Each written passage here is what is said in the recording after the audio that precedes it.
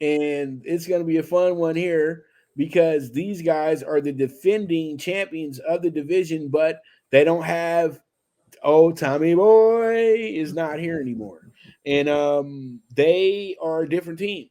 Do they still have the best defense in the division? Do they still have the best coach in the division? They got a lot of things that are pretty good for a team that is supposed to be rebuilding. They still got some pieces there, but I truly do feel that the Buccaneers know what they're doing. This is kind of a bridge season for them. Okay, they went 8-9 last year. That's a losing record.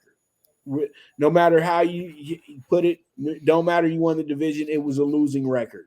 And they didn't look good in most of their games last year, even in wins. This team was ugly, but I will say this though. They got Baker Mayfield, who's on his fourth team in 18 months. Okay.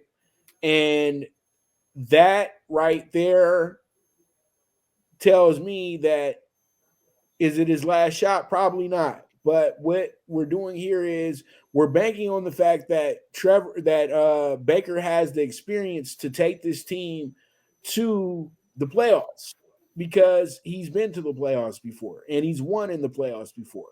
And one thing I mentioned the other day, I even put out a actual video. I hope you saw it too, Jeff, talking about Baker Mayfield. Is this going to be when he going to hush the critics up now? Well, Baker Mayfield is about to play with the best wide receiver he's ever had. Yeah, Mike Evans is a better wide receiver for him than OBJ was. OBJ, he probably got the more subdued OBJ. OBJ wasn't 100% focused in Cleveland. So it can't be his best wide receiver because Landry was better for him and Peoples was better for him. And I think now he has probably the guy that's going to define the rest of define his career at this point. And everybody that's hooked up with Mike Williams have had some really good season. Mike Evans, I mean, have had some really good years. You know what I mean? Look at Jameis. Some of his had threw for 5,000 yards. His top receiver was Mike Evans. Brady literally goes to the Super Bowl the first season. Mike Evans is his top receiver. And Mike Evans, will make a quarterback that much more confident in throwing him the ball because he literally catches everything. And he's always a deep threat. And it's just an amazing, amazing thing to see. They have an over under a 6.5, 7-1 to win the division. I think that's a bit too high for this team. I thought it would have been 5, 6-1. But they're saying no. We don't feel the Bucs have a chance at all. But you're telling me that you don't feel that this team doesn't have a chance at all. And they're the team that won the Super Bowl a few years ago. They're the team that has the quarterback that actually is the only one with a playoff victory. This team is dangerous for this division. It does not matter. When you go to Tampa Bay for that road game, Saints, Panthers, Falcons, that game is your hardest game in the division. You got a loud crowd. It might be humid that day, and you got a team that plays off their crowd's energy. So there's a lot of things that are in a positive for the Tampa Bay Buccaneers. Yeah, it might sound crazy today, but they have a capable coach, they have a capable quarterback, and they have a capable system in place to still win this division because that's what they've done for the last 4 years. And it's just like the Dodgers. Yeah, you're rebuilding, but you know exactly how to beat these guys. But it's going to be tough because it's not, Tommy boy. Tom's trusted. Tom can get away with stuff if he has a bad game. Baker can't. That's the biggest thing. If Baker has a bad game, the whole world's going to talk bad about him. Baker has a great game, the whole world's going to talk about him. There is no middle for him. So there's a lot of things that are looking good paper wise for the Bucs, but then there's a lot of things looking bad paper wise for the Bucs as well too. Your thoughts? Fire the cannons. How many times will they be saying that? listen, Tommy gave him a good run. They gave him a Super Bowl. They faded down the stretch.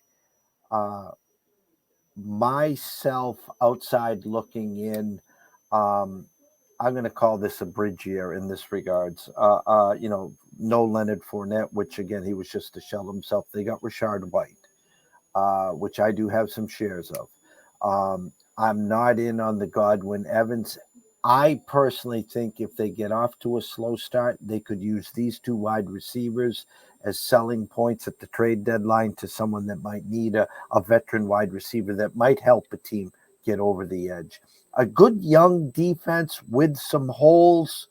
Um, they've shown flashes and they've shown some bad spots as well.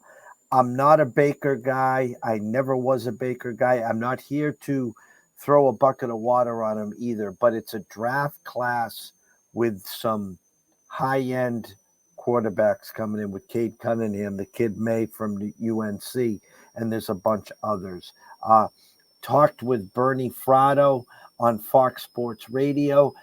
There's a coach named Mr. Harbaugh that might throw his hat back into the ring next year, and hearing that Tampa might be one of the sites that if that job becomes available. Hey, listen, could they come?